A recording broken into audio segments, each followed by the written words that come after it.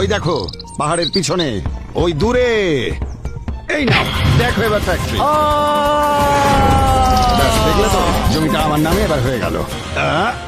এবার তুইও যা তোর বাবার কাছে।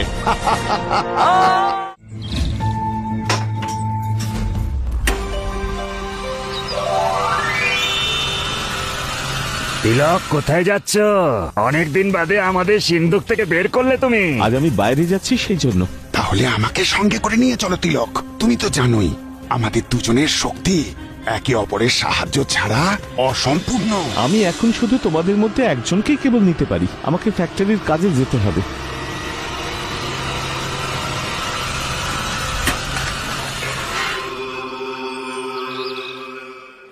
বাবা, তুমি কোথায় যাচ্ছ? আরে সুন্দর ছাতাটা কার? এটা আমার দাদুর সব থেকে বড় সম্পত্তি রে। উনি খুব বড় তপস্বী ছিলেন। দাদু এটা বাবাকে দিয়েছিলেন, তার থেকে আমি পেলাম। আর এটার রহস্য আমাকেই শুধু বাবা বলেছিলেন। আরে রহস্যটা কি বাবা, আমাকে বলো না। সময় হলে জানতে পারবি বাবা। এখন আমি শহরে যাচ্ছি জমির কাজে। বাড়ি আর মায়ের খেয়াল রাখবি তুই, ঠিক আছে? ঠিক আছে বাবা। ওহো, বলেছিলাম না সময় আসতে। কতক্ষণ অপেক্ষা করতে হলো? আর ওই ছাতাটা কেন এনেছো? এখানে বৃষ্টি হচ্ছে নাকি? আমি ছাতা ছাড়া কোথাও যাই না। এটা আমাদের বংশের ছাতা। হ্যাঁ ঠিক আছে ঠিক আছে, এখন তাড়াতাড়ি করো, দেরি না হয়ে যায়। যাও বসো।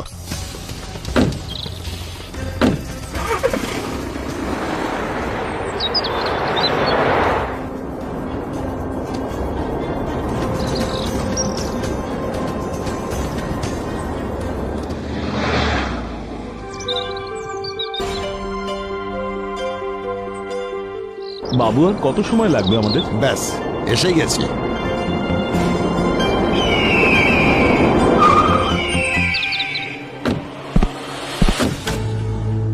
আমরা এখানে কেন এসেছি? আরে এখানেই তো মিস্টার কুমার আসবেন। এই পাহাড়ে? হ্যাঁ, ওই দেখো সামনে যে পাহাড় দেখতে পাচ্ছ, ওটার পিছনেই তো ওনার ওয়াটার ফ্যাক্টরি। ওখানে তো কিছু দেখা যাচ্ছে না। তুমি এসো আমার সাথে, দেখাচ্ছি। কি সুন্দর প্ল্যান করলেন মালিক।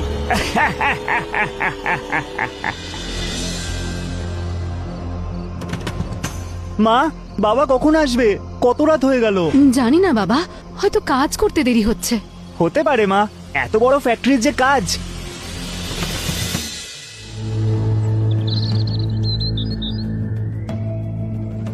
বাবা যা, গিয়ে একবার জমিদার বাবুর বাড়িতে গিয়ে দেখ বাবা কতক্ষণে আসবে। ঠিক আছে মা। জমিদার বাবু নমস্কার, আপনি বাড়িতে আছেন কিন্তু বাবা তো বাড়ি ফেরেনি। কি? কিন্তু ও তো অনেক আগে ওখান থেকে বেরিয়ে গেল একাই। এটাই বললো যে ওখান থেকে সোজা তীর্থযাত্রায় যাচ্ছে। আর হ্যাঁ, ওই জমির সব কাগজপত্র তুমি নায়েব মশাইকে দেখিয়ে দাও লেখাপড়ার জন্য। ওর সাথে যাও। ঠিক আছে মালিক।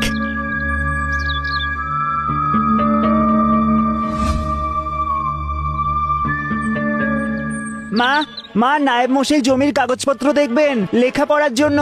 বাবা তো ওখান থেকে তীর্থযাত্রার জন্য বেরিয়ে গেছে। তীর্থযাত্রা? ঠিক আছে, আমি এক্ষুনি কাগজপত্র দেখাচ্ছি।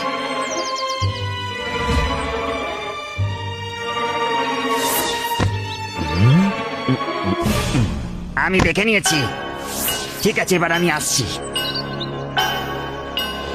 তাহলে এই ব্যাপার, ও আগেই জমিটা নিজের ছেলের নামে করে দিয়েছে। কোনো ব্যাপার না, এবার ওর পালা। কালকে আবার ফ্যাক্টরির অজুহাতে ওর ছেলেকে নিয়ে যাব। ওর বাড়িতে খবর দিয়ে দাও নায়েব মশাই। ঠিক আছে মালিক। বলবে যে ফ্যাক্টরির কাজ তাড়াতাড়ি শুরু করতে হবে, তিলকের জন্য অপেক্ষা করা যাবে না।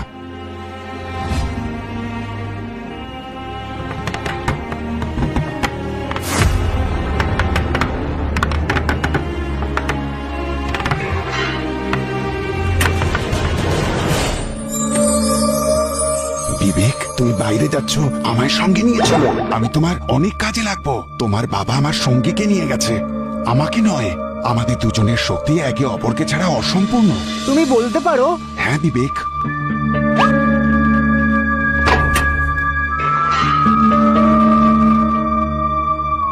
এই খাবারটা খেয়ে নিস বাবা রাস্তায়। আর ছাতাটা কেন নিয়ে যাচ্ছিস? আরে এমনি মা, আমার এই সাহায্যের দরকার পড়তে পারে। ঠিক আছে বাবা, তাড়াতাড়ি ফিরিস। বিবেক এসে গেছিস? নে গাড়িতে বসে পড় তাড়াতাড়ি। সঙ্গে ছাতা? মনে হচ্ছে তুইও তোর বাবার মতোই ছাতা ছাড়া এক পাও নড়তে পারিস না।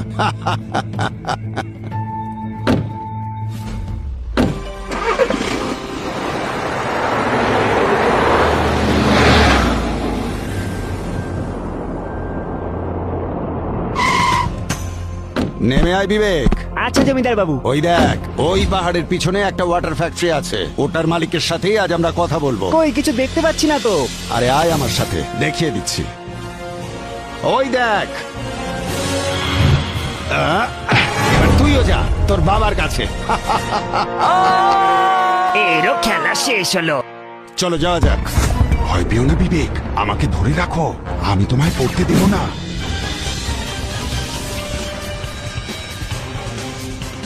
তুমি তো দারুণ দেখছি। এবার আমি তোমায় ধীরে ধীরে নামিয়ে দিচ্ছি, তোমার লাগবে না।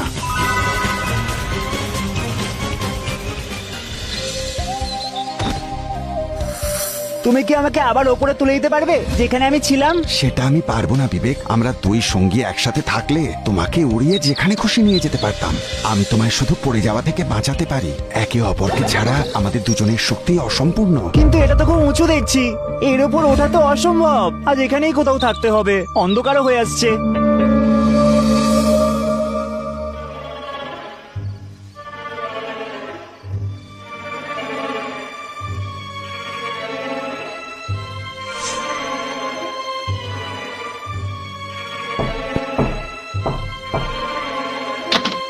আরে তুমি এত রাতে?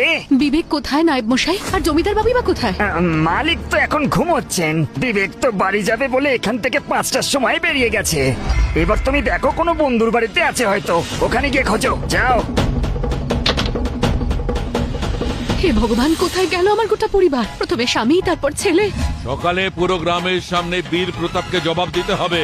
তুমি চিন্তা করো না, এখন বাড়ি যাও। তিলক আর ওর ছেলে বিবেক তোমার সঙ্গে গিয়েছিল, আর দুজনে বাড়ি ফেরেনি। কোথায় দুজন? সেসব আমি জানি না, দুজন নিজের ইচ্ছায় কোথাও গেছে। দ্বিতীয়বার আমায় ডেকে আমার সময় নষ্ট করবে না, বুঝলে? ঠিক আছে, যদি মিথ্যে বলো তবে মনে রেখো, প্রথমবারে গ্রামে পুলিশ আসবে, তারাই জিজ্ঞেস করবে। তোমার টাকা আর শক্তির অপপ্রয়োগ করো না। যা করার করতে পারো।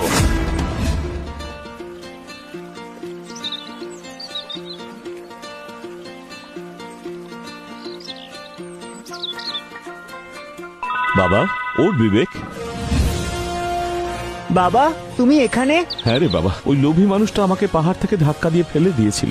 এই ছাতাটার কারণেই আমার প্রাণটা বেঁচেছে। ওই শয়তানটা আমার সাথে এরকম করেছিল বাবা, কিন্তু আমরা এখান থেকে বেরোবো কিভাবে? এখন ভয় পাওয়ার আর কোনো কারণ নেই, আমরা দুজন তোমাদের দুজনকে আবার গ্রামে ফিরিয়ে নিয়ে যাব। এখন আমরা যে কোনো জায়গায় যেতে পারি তোমাদের নিয়ে। চলো এবার যাওয়া যাক এখান থেকে, বসো।